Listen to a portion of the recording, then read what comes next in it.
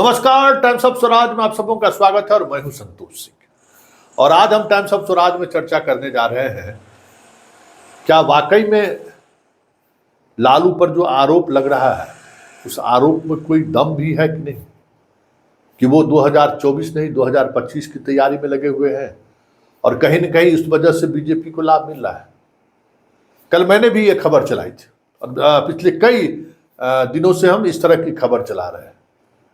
कल संयोग से आरजेडी के एक बड़े थिंक टैंक हैं, उनका फोन आया कि संतोष जी आप नाराज क्यों हैं। तो मैंने कहा कि नाराजगी का तो सवाल ही नहीं पैदा लेता, नाराज आपसे क्यों रहेगा, और आपकी पार्टी से नाराजगी का वजह तो कुछ वैचारिक तौर पर तो हो ही नहीं सकता है। मेरा विचार क्या है आप जानते हैं, और आज से नहीं उस जमाने से जानते हैं जिस जमाने में हम रिपोर्टिंग की शुरुआत की थी, तब भी मेरा मिजाज वही था। एक विचारधारा है, उस विचारधारा से मेरा कमिटमेंट है, लेकिन पत्रकारिता में मैं उस विचारधारा का तनिक भी लेस नहीं होने देता हूं। और बात कहना है, जो कहना है आप कह दीजिए। तो आप कैसे कह रहे हैं कि लालू जी जो है सो मोदी के पक्ष में खड़े हैं, मोदी को जिताना चाहते हैं, एक अलग तरीके की इमेज बनने लगी है हम लोगों की। और आप जानते हैं कि आपकी एक अलग छवि है पत्रकारिता के फील्ड में, बिहार से बाहर भी लोग आपको जानते हैं।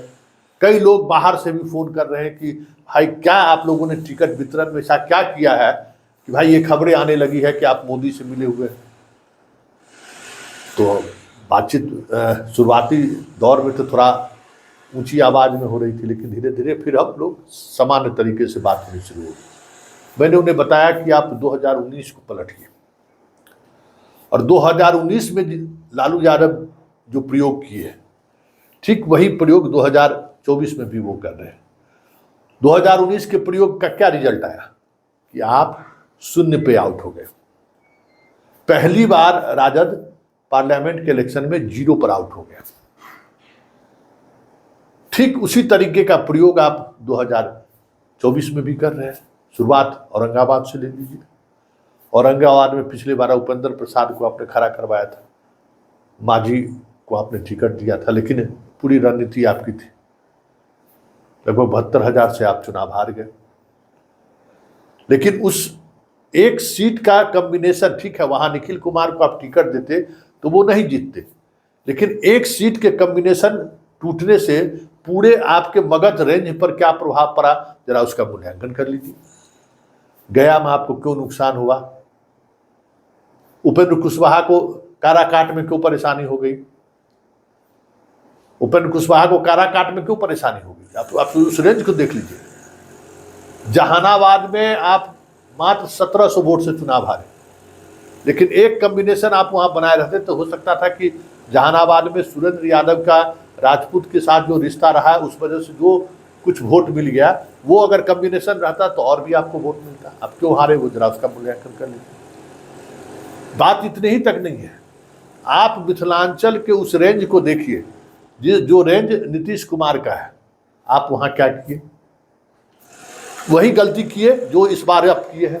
पिछले बार भी आप क्या प्रयोग किए थे, बिहार में ये प्रयोग आप नवादा में किए कि भाई यादव और मुसलमान तो मेरा वोट है ही, कुशवाहा को टिकट देके देखते हैं, अगर कुशवाहा कुछ वोट ले आया तो हम जीत लेंगे। यही प्रयोग आप मधुबनी में किए थे। बद्री महतो को टिकट देके कि सूरी को टिकट दे देते हैं, सूरी का इतना वोट है, 60% वोट ले आएगा तो हम अशोक यादव को हरा देंगे, मुसलमान और यादव सब साथ आ जाएगा। और आज तक के इतिहास में जितना वोट से हुकुमदेव नारायण आज तक जीता नहीं, जितना वोट वो लाए नहीं उससे ज्यादा वोट से उम्मीदवार अशोक यादव 4,75,000 सबसे ज्यादा वोट से वो जीता। यही नवोदय वाला कॉम्बिनेशन आप मधुबनी में बनाने की कोशिश किए थे, और उसका क्या हुआ कि दरभंगा में अब्दुल बारी सीट की 2.5 लाख से अधिक वोट से हार गया। फिर झंझारपुर में आप गुलाब यादव को खड़ा किया, 3 लाख से अधिक वोट से पिछले बार हारा था। तो आप वही कॉम्बिनेशन कर रहे हैं ना। आपका क्षेत्र वाइज देखिए ना, रीजन वाइज देखिए, और उसका असर जो उस गलती की समस्तीपुर में भोगे और कन्हैया को लीजिए। अब जब हम अगर बात करेंगे तो जरा देखिए, आप उस नैरेटिव को 2019 में भी नहीं समझे कि राष्ट्रीय फलक पर हमें मोदी को चुनौती देना है। माले से समझौता आप कर लिए गुपचुप, कि आपको लगा कि पाटलिपुत्रा में माले का वोट आ जाएगा, मेरी बेटी जीत जाएगी। क्या रिजल्ट हुआ सामने है। कन्हैया को आप रोक दिए, सीपीआई से उस बार समझौता नहीं किए क्योंकि कन्हैया सामने था, आपके उम्मीदवार का जमानत जब्त हो गया, लेकिन उस वजह से कितना नुकसान हुआ आपको, 0 पर आउट हो गए। कि भाई लोकसभा चुनाव पूरी तौर पर नेशनल नैरेटिव पर लड़ा जाता है, लेकिन आपको लगता है कि कन्हैया के जीतने से हमारा बेटा कमजोर, मुख्यमंत्री का दावेदारी कमजोर हो सकता है, पप्पू यादव के जीतने से हमारे बेटे की दावेदारी कमजोर हो सकती है। पिछले बार भी हिना साहब 1,16,000 जितने उम्मीदवार आप खड़े किए थे, उसमें अगर कम से कम वोट की हार की बात करें तो भाई 5-6 सीट है जो परंपरागत रूप से आप लड़ते रहे हैं और वही उम्मीदवार लगभग रहा है। बाकी जगहों पर तो 2.5 लाख से ज़्यादा वोट से आप आ रहे, क्योंकि आप कॉम्बिनेशन तोड़ते रहे, प्रयोग करते रहे, पूरा क्या कहते हैं कोसी खत्म हो गया आपका। आप जिस मुकेश सहनी के साथ समझौता किए, 3 सीट दिए हैं, आप परफॉर्मेंस देख लीजिए ना, 4 लाख वोट से हारा था वीआईपी मुजफ्फरपुर से, एक सहनी उसको वोट नहीं किया।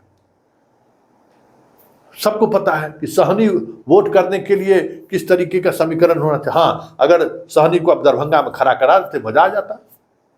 तो ये सारी बातें जनाब है जिस वजह से हम ये कह रहे हैं कि आप मोदी से मिले हुए। कई उदाहरण है, आप वही काम कर रहे हैं जो 2019 में आपने किया।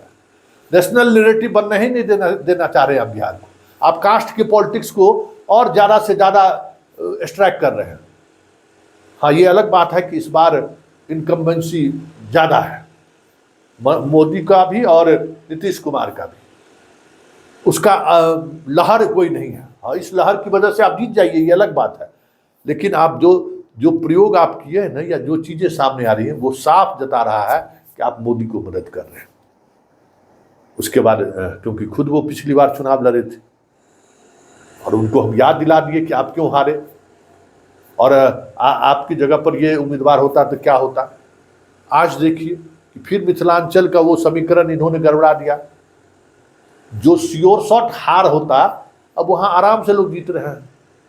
न फातमी उस तरीके से चुनौती दे सकता है, न ललित यादव चुनौती दे सकता है, न गुलाब। आप बताइए, 3 कंस्टिट्यूंसी मिथिलांचल का, दरभंगा, समस्तीपुर, मधुबनी, झंझारपुर, सबको ले लीजिए तो सब यादव लड़िएगा। ऐसा भी हुआ है। उस कम्बिनेशन को आपने नहीं तोड़ा, तो फिर वही रिजल्ट होगा जो रिजल्ट हुआ है। आप कोसी में भी वही काम कर रहे हैं।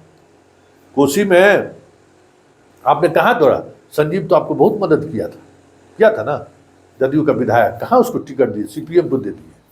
और यहाँ कन्हैया ने लड़ ले, इसलिए जो है सीपीआई को पहले दिन टिकट दी थी। तो ये सारी चीज़ें ऐसी हैं जो दिखा रहा है कि आप मोदी को वाह कवर दे रहे हैं।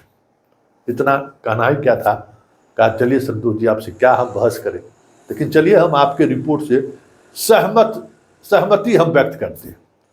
हमको सहमति आप व्यक्त करिए न करिए, सच्चाई तो कुछ और भी हो सकता है, लेकिन जो आंकड़ा है, जो डाटा है, जो चीज़ें सामने से दिख रही हैं, वो तो यही बता रहा है कि आप मोदी को वाक ओवर दें।